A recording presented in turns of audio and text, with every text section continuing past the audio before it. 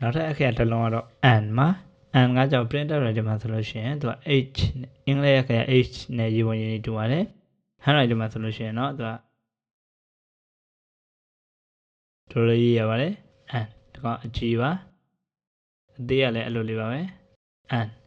အသေးကကြတော့ဒီအတွန့်လေးတွေသိမပါတော့ဘူးပေါ့ and အဲ့လိုမျိုးလေးပါဒီနေ့အကြီးကိုရေးမယ်ဆိုရင်ဒီအပေါ်ကနေကျွန်တော်ဆက်ဆွဲပါမယ်ဒီမလေးအကွေးလေးပြီးအောက်ကိုဆွဲချပြီးရင်ဒီအလဲကိုပြန်ပြီးတို့လေးကွေးပြီး white တက်မှာပါဒီလိုမျိုးလေး white ပြီးတော့တက်တာပါပြီးလို့ရှိရင်သူအောက်ကိုပြန်ဆွဲချပါပါအောက်ကိုပြန်ဆွဲရရကွေးလိုက်အဲ့တော့ and မှာ and အကြီးပါ and အကြီးပါ and မှာ and အသေးကလည်းအဲ့လိုပါပဲဒီလိုကွေးတယ်ပြီးရင်ဒီလိုပြန်တက်ပြီးတော့ဒီလို and မှာ and မှာ and မှာပြီးလို့ရှိရင်နောက်ထပ်အခရာ or printer writer မှာဆိုလို့ရှိရင် o လိုပါပဲရေးပါတယ် o လိုပါပဲအင်္ဂလိပ်အခရာ o လိုပါပဲhandwriting မှာဆိုလို့ရှိရင်တော့သူက o လိုပါပဲဒါပေမဲ့ဒီကောင်ကညာဘက်လေးကိုလည်းစောင်းပြီးရေးပါတယ်ဟိုအကြီးအပေါ်ကနေစဆွဲတာပါအသေးကလည်းအဲ့လိုပါပဲအပေါ်ကနေစဆွဲတာဒီကောင်ကလွယ်ပါတယ်ဘယ်ဘက်ကနေဝိုက်ပြီးညာဘက်ကိုပြန်ဝိုက်တက်တာပါ or ညာဘက်လေးနည်းနည်းစောင်းပြီးရေးပါတယ် or ပါအသေးကလည်းအဲ့လိုပါပဲ or ပါဒီလိုစောင်းစောင်းလေးရပါတယ်နောက်ထပ်တစ်လုံးကတော့ပယ်ပါ printer writer မှာဆိုလို့ရှိရင်ဒီလိုမျိုးလေးရေးပါတယ်ခါငယ်လိုမျိုးလေးအကွေးလေးနဲ့ရေးပါတယ် handwriting မှာဆိုလို့ရှိရင်တော့ဒီလိုမျိုးလေးရေးရပါတယ်ရေးပုံရင်းကြီးဒီကောင်ကြောင့်လည်းကွာပါတယ် printer writer handwriting မှာ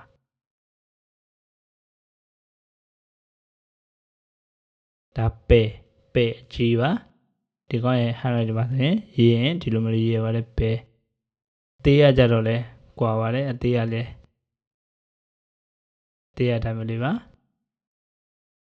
ဒီကောင်ကိုတစ်စင်းရေးမယ်ဆိုလို့ရှိရင်ဒီ G ကိုဆိုလို့ရှိရင်တို့ရဲ့အရင်ဆွဲချလိုက်ချောင်းပြင်သူ့ရဲ့ဘေးတစ်ချောင်းလိုက်ဆွဲချဝေပြီးတော့ဒီဘက်ကိုပြန်ကွေပြီးရင်ရေးရတာကိုလွယ်ပါတယ်ဒါပေမဲ့ဒီကောင်ရဲ့ printer writer နဲ့ handwriting နဲ့ဆိုရင်မတူပါဘူးရေပုံရင်းนี่မတူပါဘူးပြင်ဒီဘွားအကွေးလေးထည့်လိုက်ဒီကောင်ပယ်ပါဒီမလေးရတာပါပယ်ပါအသေးရကြတော့ဒီလိုမျိုးလေး and အင်္ဂလိပ်မှာဆို and ပုံစံလေးပေါ့ and အသေးပုံစံလေးအဲ့လိုမျိုးလေးကိုသူကစောင်းပြီးရေးရတာပါဒီလိုလေးဆွဲပြီးဒီလိုလေးပြန်ဝိုက်ပြီးဒီလိုလေးပါပဲ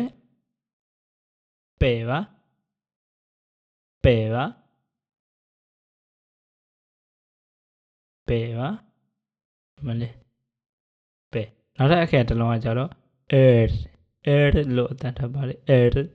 ရှားလေးနဲ့လိပ်ပြီးအတန်ထပ်ပါတယ် air အဲ့ဒီကောင် printer writer မှာဆိုလို့ရှိရင်သူက p နဲ့ရေးဝင်ရေးနေတူပါတယ် handwriting မှာဆိုရင်တော့သူက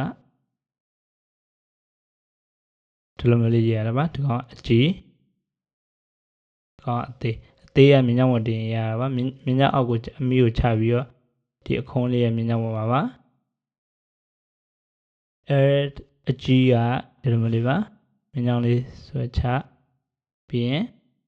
ဒီမျိုးလေးဝိုက်လိုက်ရမှာပဲပေါ့ဒီကောင်လေးကမထိအောင်ရေးရတာပါဒီမျိုးလေးပါ air ဒီမျိုးလေးရေးရတာဒီမျိုးလေးပါ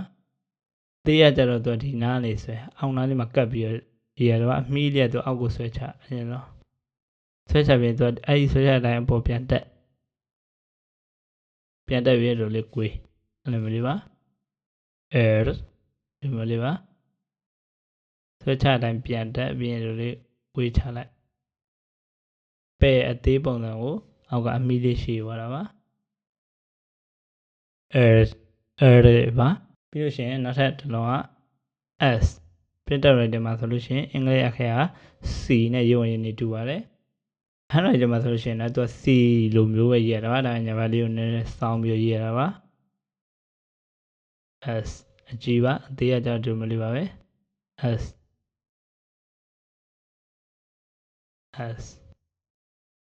ပေါ်လေးကနေပဲစဆွဲရတာပါ S အဲ့လိုလေးပဲရေးရတာပါအသေးကကြတော့လည်းအဲ့လိုလေးပါပဲ S အဲ့လိုလေးရေးရတာပါပြီးနောက်ထပ်တစ်လုံးကတဲပါ printer writer မှာဆိုလို့ရှိရင်အင်္ဂလိပ်အခရာ T နဲ့ရုပ်ဝင်တူပါတယ် handwriting မှာဆိုလို့ရှိရင်တော့တဲအကြီးဆိုရင်ဒီလိုမျိုးလေးပါတဲအကြီးဒီကပဲ့မှာအလေအချောင်းလေးတစ်ချောင်းပဲ့ကြီးရဲ့ပုံစံတိုင်းအလေမှာအချောင်းလေးတစ်ချောင်းထပ်ပို့လာတာပါတဲပါသေးရကြတော့အင်္ဂလိပ်အခရာ M အသေးပုံ M ပုံစံလေးပါဒီလိုလေးနှစ်ခုံးကုန်းပြီးတော့ဒီလိုလေးအတွန်းလေးပြန်ကွေးရတာပါအဲ့ဒါတဲပါတဲအသေးကြည့်ရမယ်ဆိုရင်ပထမဆုံးဒီလိုတစ်ချောင်းဆိုပဲပြန်လဲမှာတစ်ချောင်းထပ်ချပြန်ဒီဘက်ချောင်းလေးပြန်ကွေးပြီးဒီဘောဒီလေးပြန်ထက်တဲပါ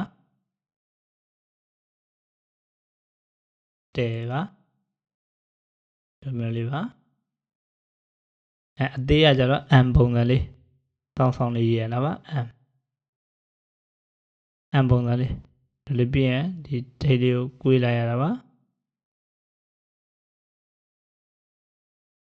လွယ်ပါတယ်ဒီကောင်လေးက M ပုံစံလေးဆောင်းလေးရေးအောင်ပါပဲပြီးရင်နောက်ထပ်အခရာတစ်လုံးကကြတော့ U ပါ printer writer မှာဆိုလို့ရှိရင်အင်္ဂလိပ်အခရာ Y နဲ့ပုံစံတူပါတယ် handwriting မှာဆိုလို့ရှိရင်တော့သူကဒီလိုမျိုးလေးရေးရပါတယ်ကွေးလေးပေါ့ပို့ပြီးတော့ကွေးသွားတာဒီလိုမျိုးလေးရေးရပါတယ်ဟောအကြီးအသေးရကြတော့ဒီလိုလေးပါပဲအင်္ဂလိပ်အခရာ Y အသေးလိုပါပဲ Y အသေးအဲ့လိုအမီလေးပြန်ထွက်တဲ့ပုံစံပါပဲအကြီးကိုရေးမယ်ဆိုလို့ရှိရင်ပထမဆုံးဒီအကွေးလေးကနေစကွေးရဒီလိုလေးပြီးရင်သူပတ်သက်ပုံစံလေးအပေါ်မှာပဲကွေးပြန်ကွေးပြီးသွားရင်အောက်ကိုပြန်ချပြီးဒီလိုကွေးလိုက်တာ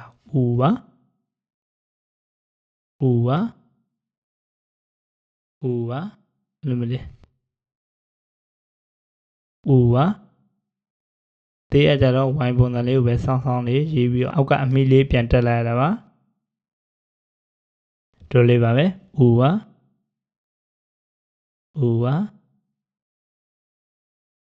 ဒီမျိုးလေးပါ U အသေးလေးပါနောက်ထပ်အခက်တစ်လုံးကတော့ F ပါဒီကောင်ကတော့ printer writer မှာဒီလိုမျိုးလေးရေးပြီးတော့ handwriting မှာဆိုလို့ရှိရင်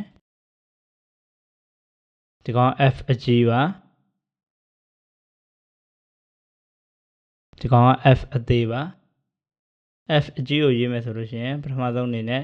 မြင်းချောင်းလေးကိုဒီဘက်ဆောင်းလေးအရင်ဆွဲချပြီးအောက်ကအကွေးလေးနဲ့အရင်တော့ဆောင်းလေးအရင်ဆွဲချပါတယ်ပြီးလို့ရှိရင်နောက်တစ်ဆင့်အနေနဲ့ဒီဘက်လေး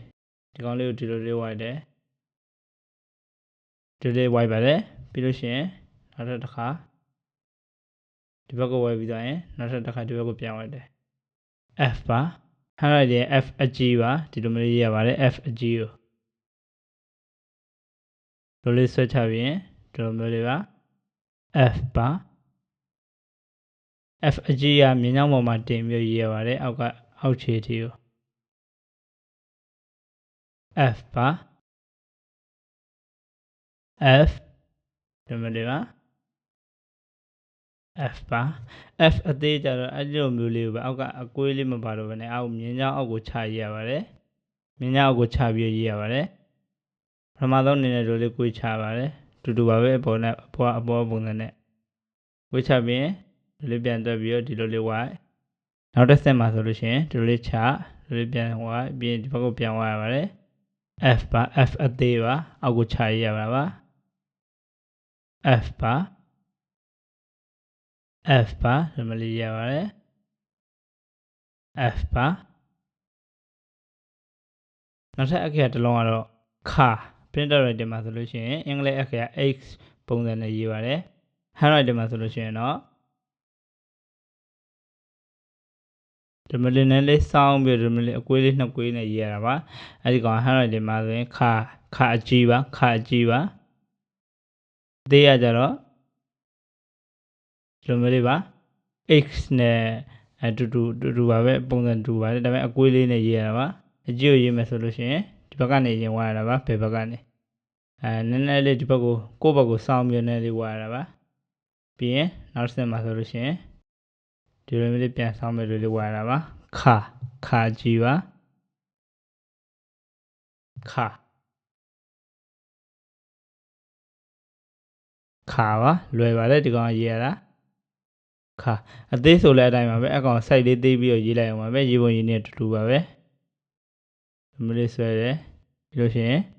ဘက်ကအသေးခဒါပါပဲလွယ်ပါတယ်ဒီကောင်လေးတွေကခနောက်ထပ်အခဲတစ်လုံးကတော့10ပါ10 print out writer မှာဆိုလို့ရှိရင်U ပုံစံပလက်လှန်တဲ့ပုံလေးနဲ့အောက်ကအမီးလေးနဲ့ရေးပါတယ် print out writer မှာအဲ့လိုမျိုးဖော်ပြပါတယ် hand writer မှာဆိုလို့ရှိရင်ဒါ10အကြီးပါဒါလေး10အသေးပါ10ကြီးကိုရေးမယ်ဆိုရင်ပထမဆုံးဒီဘက်အပေါ်ကနေအကွေးလေးနဲ့ဒီလေးအရင်ဆွဲချလိုက်ပါကိုယ့်ဘက်ကိုစောင်းပြီးဆွဲချလိုက်ပါပြီးလို့ရှိရင်အကောင်လေးကနေ white ပြီးအပေါ်ပြန်တက်မှာပါ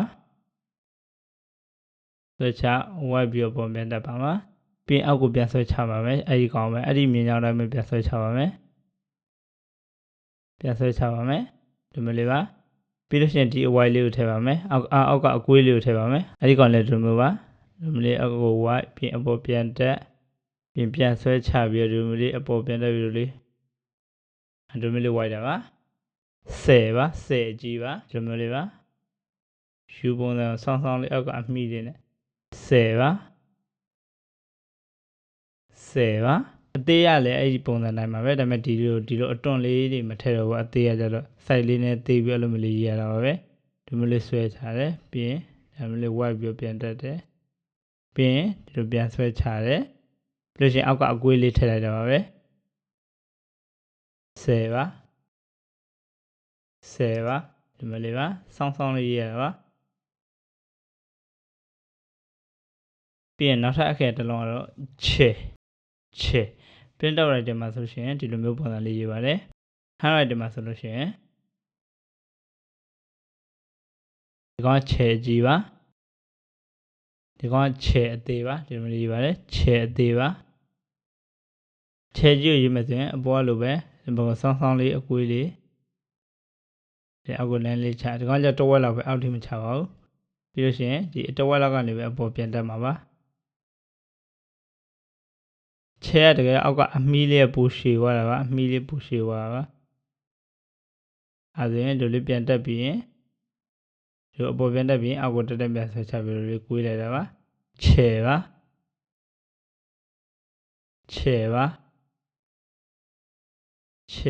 ဒီမျိုးလေးပါလွယ်ပါတယ်ဒီကောင်လေးလည်းမခတ်ပါဘူးခြေပါဒီကောင်ကြောင့်မြင်းရဲ့အပေါ်မှာပဲအကုန်လုံးရေးရတာပါခြေပါအောက်ကိုမချပါဘူးအသေးရကြတော့အဲ့လိုမျိုးလေးပဲအဲ့ကောင်လေး site လေးနည်းနည်းသေးပြီးတော့ဒီမြင်းကြောင်းသားလေးမှာကတ်ရေးရတာပါပထမဆုံးဒီလိုလေးပဲဒီလိုအကွေးလေးပါပြန်အကွေးတဲ့နေဒီလိုလေးပါပဲ site လေးသေးပြီးရေးရတာပါအဲ့လိုမျိုးပဲခြေပါခြေသေးပါ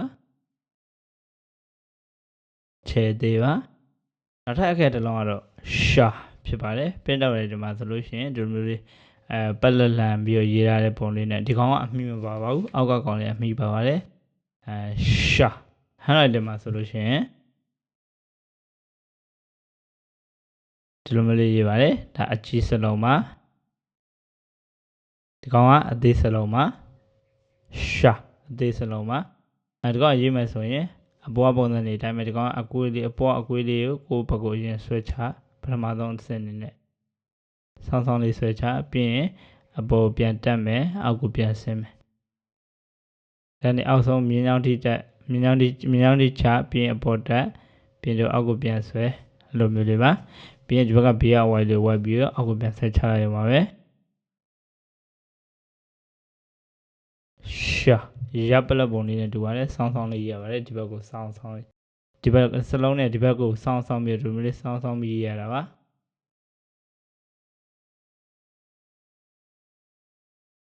ရှာဖြစ်ပါတယ်ရှာဖြစ်ပါတယ်ဒီလိုမျိုးလေးပါရှာအသေးစလုံးကလည်းအဲ့လိုမျိုးလေးပါပဲအသေးစလုံးကကြတော့ဒီပေါ်အတွန်းလေးမပါတော့ပါဘူးအဲ့လိုမျိုးလေးပဲရေးပါတယ်ဒီလိုမျိုးလေးရေးဆွဲတယ်ပြန်ကြနောက်ထပ်တစ်ခုဆွဲတယ်ဒီလိုလေးပြန်ချတယ်ဒါလေးပါပဲရှာဒါမျိုးလေးပါပဲရှာဖြစ်ပါတယ်ရှာပါနောက်ထပ်အခက်တစ်လုံးကတော့ရှာကောင်အပေါ်အတန်ထက်နည်းနည်းလေးပိုပြီးပြော့ပါတယ်အတန်ပိုပြီးပြော့ပါတယ်ဒီကောင်ရှာအဲ့လိုမျိုးလေးပါပြတ်တော့ဒီမှာဆိုရှင်ဒီမလေးဒီကောင်လေးအမီးလေးပါပါတယ်အဲ့တော့ဒီမှာဆိုလို့ရှိရင်ဒီမလေးပါအောက်ကအမီးလေးပဲပါတော့တာပါအသေးစလုံးကကြတော့ဒီမလေးပါရှာအကောင်ရေးမယ်ဆိုရင်လည်းဒီအပေါ်ကပုံစံတိုင်းအဆင့်နဲ့အတူတူပါပဲမဆွဲတယ်ပြန်ဝိုက်တယ်နောက်ထပ်တစ်ခုပြန်တက်တယ်ပြီးနောက်ဆုံးမှဒီအောက်ကိုဆွဲချပြီးအချိန်မှဒီမလေးအဝိုက်လေးထောက်ဝိုက်လိုက်တာပါရှာဒီမလေးထောက်ဝိုက်လိုက်တာပါရှာဖြစ်ပါတယ်ရှာအဲ့လိုလေးပါဒီမလေးရေးရတာပါအကြီးစလုံးမှဒီကောင်အသေးစလုံးလည်းအဲ့လိုပါပဲတူပါပဲဒီပေါ်အကွေးလေးပဲမပါတော့တာပါဒီမလေးပြင်နောက်တော့ကွေးပြင်အောက်ကအတွန်းလေးအောက်ကကွေးလေးထည့်လိုက်တာပါရှာဒီနှစ်ခုအစင်ပါတယ်အပေါ်ကောင်ကျတော့အောက်ကအကွေးလေးမပါတာပါဒီကောင်ကျတော့အကွေးလေးပါပါတယ်ရှာဖြစ်ပါတယ်ရှာနောက်ထပ်အခက်တစ်လုံးကတော့ဒီကောင်လေးပါဒီကောင်ကကျတော့ alphabet မဟုတ်ပါဘူးဒီကောင်ကကျတော့ sign ပါအမှားသင်္ကေတကိုပြောတဲ့ sign ပါဒီကောင်ရဲ့နာမည်က the beauty snack ဖြစ်ပါတယ် the beauty snack printer writing မှာဒီလိုမျိုးလေးရေးပါတယ်ဒီကောင်ကကျတော့တခြားကြည့်ပါဒီကောင်ကကျတော့ဒီဘက်ကိုပြန်ထွက်နေအမီးလေးပါပါတယ်ဒီဘက်ကိုပြန်ထွက်နေအမီးလေးပါပါတယ် printer writing မှာဆိုလို့ရှိရင်ဒီမှာဆိုလို့ရှိရင်ဒီကောင်ဒီမျိုးလေးရေးပါတယ်ဒီကောင်လေးနဲ့ဆင်သေးအောင်ရှိပါတယ်ဒီချဲအသေးပုံစံလေးနဲ့အဓိကဒီကောင်အကွေးလေးပါတယ်ပြင်ဒီအောက်ကိုပြန်ဝိုက်ရတာပါဒီအောက်ကနေပြန်ဝိုက်ပြီးရေးရတာပါ the beauty snack မှာတော့သင်္ကေတအဲ့လိုမျိုးပါဒီမျိုးလေးအကောင်ရေးမယ်ဆိုရှင်ဒီအောက်နားလေးမှာဗီဒီယိုလေးကွေးလိုက်ပထမဆုံးကွေးပြီးသွားရင်ဒီလေးပြန်ပြီးအောက်ကိုဆွဲချပြီးသားဒီအကွေးလေးကိုကွေးရမှာပါ the beauty snack ဒီလိုမျိုးလေးပါ beauty snack ဒီလိုမျိုးလေးပါဒီကောင်ကြောင့်အသေးစလုံးပဲရှိပါတယ် the beauty snack အကြီးစလုံးလည်းစလုံးနေတယ်မှာမပါပါဘူး the beauty snack ဒီလိုမျိုးလေးပါ the beauty snack နောက်ထပ်အခက်တစ်လုံးကတော့ printer တင်မှာဆိုလို့ရှိရင်ဒီလိုမျိုးလေးရေးပါတယ်ဒီကောင်ပါဒီကောင်အတန်ပြင်းပြင်းလေးထွက်ရပါတယ်ပါ printer တင်မှာဆိုလို့ရှိရင် B ပုံစံလေးနဲ့ B ရဲ့ I ပုံစံလေးနဲ့တွဲပြီးရေးထားတဲ့လိုမျိုးလေးရေးပါတယ်အဲ့ဒါဒီမှာဆိုလို့ရှိရင်တော့ဆက်ပြီးရေးရပါတယ်အဲ့ဒါဒီမှာဆိုလို့ရှိရင်ဒီလိုမျိုးလေးရေးရပါတယ်ဆက်ပြီးရေးရပါတယ်ဒီကောင်လေးလည်းအသေးစလုံးပဲရှိပါတယ်စကလုံးတွေမှာလည်းအကြီးစလုံးအနေနဲ့ထိန်းဆော့စားတဲ့စကလုံးအနေနဲ့မလာပါဘူးဒီကောင်လေးရေးမယ်ဆိုရင်ပထမဆုံးဒီအောင်နာလေးရပဲကိုယ့်ဘက်ကိုမြင်းလေးစောင်းပြီးဆွဲချပါပြီးလို့ရှိရင် B ပုံစံလေးပြန်ဝိုက်မယ်ပြန်ဝိုက်ပါမယ်ပြန်ဝိုက်ပြီးလို့ရှိရင်ဒီဝိုက်ပြီးတော့အဆုံးတဲ့နေရာကနေဒီလိုအပေါ်လေးကိုတက်ပြီးတော့ဒီဘက်ဘေးကနေတချောင်းလေးအဲ့လိုမျိုးလေးပြန်ဆွဲပြီးအောက်ကိုကွေးရမှာပါဒီမျိုးလေးဝိုက်မယ်ဆုံးတဲ့နေရာနေပေါ်ပြန်တက်ပြီးရင်ဒီမျိုးလေးပြန်ချပါမယ်ပြန်ချပြီးခါလေးကွေးလိုက်ပါအဲ့ဒါကိုလို့အသံထွက်ပါလေဒီမျိုးလေးပါပါခေါင်းလေးနဲ့ကွေးသွားလို့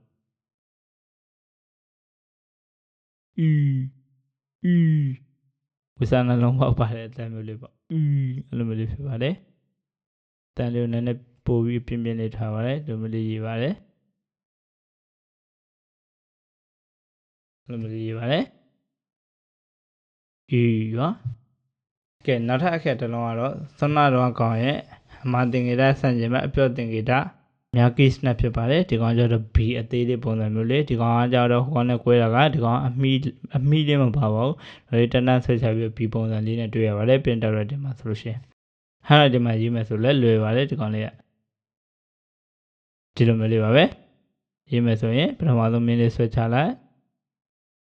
ပြီးရင်ဝိုက်လိုက်ပြန်ဝိုက်လိုက်အပေါ်ဒါလေးပါပဲအဲ့ဒါကမြာကိစနက်ပြော့သောတင်္ကေတဖြစ်ပါတယ်မြာကိစနက်အဲ့လိုမျိုးလေးပါလွယ်ပါတယ်ဒီကောင်လေးရေးရတယ်တပြောဒီစနက်ကဒီမှာအတွန်းလေးပါတယ်မြာကိစနက်ကအတွန်းလေးမပါပါဘူးဒီလိုမျိုးလေးပါ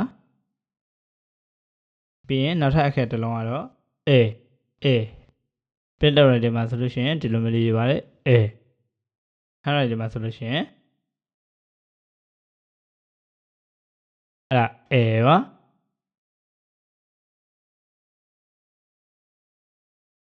ပါဒီကောင်အကြီးပါအသေးရလဲအဲ့လိုပဲဒီကောင်ကို site လေးသေးပြီးတော့အဲ့လိုမျိုးလေးဆောင်းလေးနဲ့အောင်းနာလေးမှာကပ်ပြီးရေးရတယ်ပါ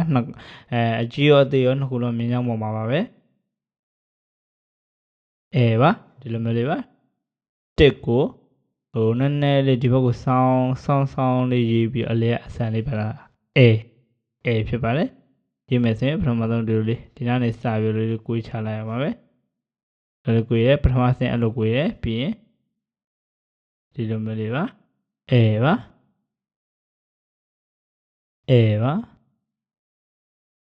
ပါဒီလိုမျိုးလေးကိုပြီးတော့အဲ့လိုတက်နိုင်တယ်များလောက်ရေးကြပါတော့ဒီလိုမျိုးလေးပါပါသေးရလဲအဲ့လိုမျိုးလေးပါပဲအဲ့လိုမျိုးလေးရင်ဝိုက်တယ်ဝိုက်ပြီးတော့အလဲအဆန်လေးပါတယ်ဒါပါပဲပါရုရှားစကားလုံးနဲ့ဒီလိုမျိုးလေးညာဘက်လေးကိုနည်းနည်းလေးဆောင်းပြီးရေးရတာသူ့ရေးပုံရေးနေအမှန်ပါဒီလိုမျိုးလေးဆောင်းပြီးရေးရတာပါဒီလိုမျိုးလေးပါအဲ့လိုမျိုးလေးရေးရတာပါနောက်ထပ်အခက်တစ်ခုကတော့ U printer writer မှာဆိုလို့ရှိရင်ဒီလိုမျိုးလေးရေးပါတယ်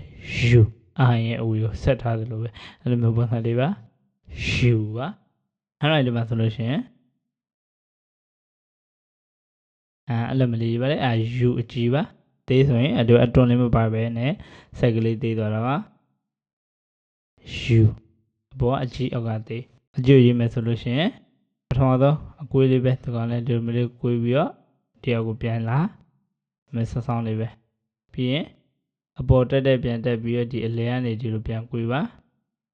တက်ပြန်တက်ပြီးဒီအပေါ်ကွေးတက်ပြီးရင်အဲ့ဒါကွေးပြီးရင်ဒီလိုပြန်ဝိုက်အောက်ကိုဝိုက်ချတော့ဒီဘက်ကိုဝိုက်မှာဖြစ်ပါတယ်အဲကြောင့်ဒီအောက်ကိုပြန်လာတာပါဒီအပေါ်ကနေမဝိုက်ပါဘူးအဲ့ဒါမှားပါတယ်ဒီအောက်ကနေဝိုက်ရတာပါဒီလိုဝိုက်တယ်ပြန်တက်တယ်လဲကနေဖြတ်တယ်အပေါ်တက်တယ်အောက်ကိုတက်တယ်ပြီးရင်ဒီလိုဝိုက်ချလိုက်အကောင်က U ပါU ဒီမလေးရပါ U ကြီး U ဒီကတက်နိုင်တယ်မြဝိုင်းအောင်တော့ဝိုက်ကြပါဒီလိုဆောင်းလေးဝိုက်တယ်အဲ့လိုမျိုးလေးပါ U ပါ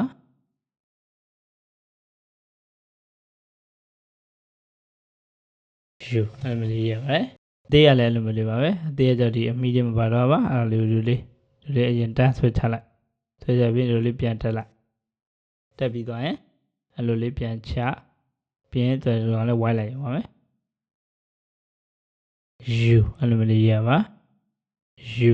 ဒီအဝိုက်ရထိတ်တဲ့ဒီထိတ်လေးရညီပါတယ်ဒီကောင်လေးရညီပါတယ်ညီအောင်ရေးရပါတယ်ဒီလိုမျိုးလေးပါ U ပါ U ကဲနောက်ဆုံးအခက်ရတော့ရာဖြစ်ပါတယ် printer writer မှာဆိုလို့ရှိရင်ဒီလိုမျိုးလေးပါအာကိုပြောင်းပြန်ရေးထားလို့ပါလို့ ਨੇ ဒီလိုမျိုးလေးပါရာဖြစ်ပါတယ်ရာဟာရိုက်ဒီမှာဆိုလို့ရှိရင်ဒီလိုမျိုးလေးပါဒီလိုမျိုးလေးရေးရတာပါတေးကအကောင်မျိုးလေးပဲစိုက်သေးသွားတာဖြစ်ပါတယ် အဲ့လိုမျိုးလေးပါအကြီးကတော့ဒီမျိုးလေးဒါနည်းနည်းလေးပို့ပြီးကိုေးပြီးလိုမျိုးလေးရေးပါတယ်အောက်ခြေနာနေဒီအခါကျတော့အောက်ခြေကနေစပြီးတော့အပေါ် white တာလာပါရာပါရာအကြီးပါဒီကရာအသေးနောက်ချက်ပါဒီကောင်ပထမဆုံးရေးမယ်ဆိုရင်အောက်ကနေစားလေးဒီလိုကိုေးပြီးအပေါ်white တဲ့ပုံစံလေးအရင်တက်ဒီကောင်လည်းဆောင်းလေးတက်ဒီကောင်လည်းတက်ပြီးတော့ရင်ဒီအပေါ်အ white လေး white မယ်ဒီမျိုးလေးတက်တယ်တက်ပြီးရင်ဒီပေါ်ရောက်ရင်ဒီလို white ချမှာပါ white ချလိုက်တယ်နောက်တစ်ဆင့်မှာဒီကနေထပ် white ပြီးတော့ဒီလိုအောက်ကိုတန်းဆွဲချမှာပါဒီမျိုးလေးပါဒီကနေ white တယ်ပြီးရင်ဒီလိုပြန် white တယ်ပြီးရင်အောက်ကိုဒီလို white နေအောင်ဒီအပေါ်ထိ white ပြီးရင်ဒီလိုပြန်ချပြီးဒီလိုမျိုးလေးပါဒီကောင်ကျတော့နည်းနည်းအတဲ့ပလေးဒီကောင်ကျအဆောင်လေးအဲ့လိုမျိုးလေးပါရာဒီရေးတယ်အပေါ်မှာ white တယ်ပြန်ချတယ်အပေါ်ထိတက်တယ်ပြန်ချတယ်ဒီလိုလေးပါ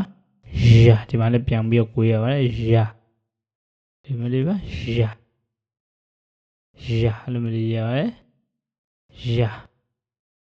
မြန်ရေးရင်အဲ့လိုမျိုးလေးရပါတယ်ရာ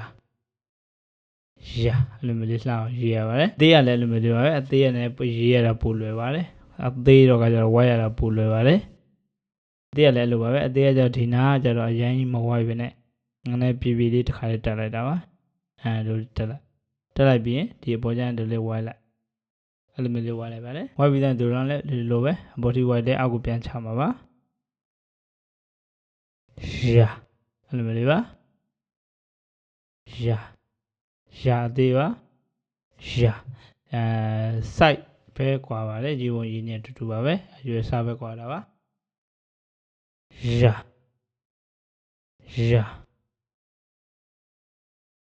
ာအဲ့လိုလေးရေးပါတယ်